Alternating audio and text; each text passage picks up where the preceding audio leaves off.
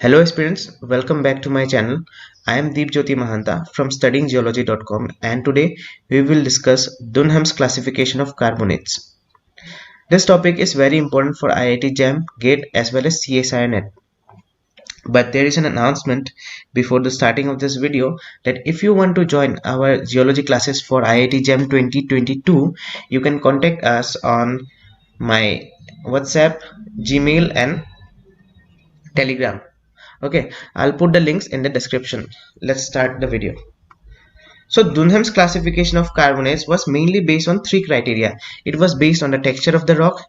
Secondly, it was based on the relative proportion of carbonate muds. That means the relative amount of mud in the rock, as well as the framework elements that are present within a rock. So in Dunham's classifications, the carbonates are primarily divided into mud supported and grain supported. So if the amount of mud is more than 50%, if the mud is more than 50%, then we will call it mud supported carbonates. If the mud is less than 50%, then we will call it grain supported. So within the mud supported carbonates, if the amount of fragments or grains are less than 10%, we will call it mudstone. If the amount of grains is more than 10% in volume, we'll call it Wacky stone.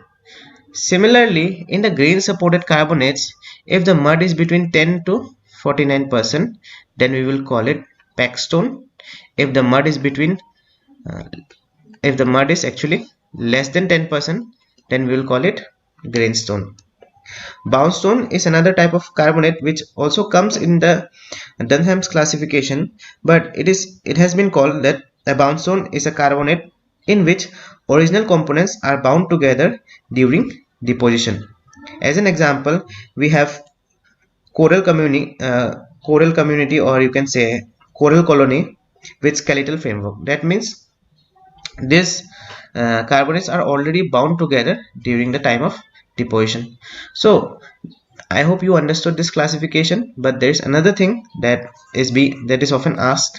So if you can see the sequence: mudstone, waxstone, packstone, grainstone and boundstone.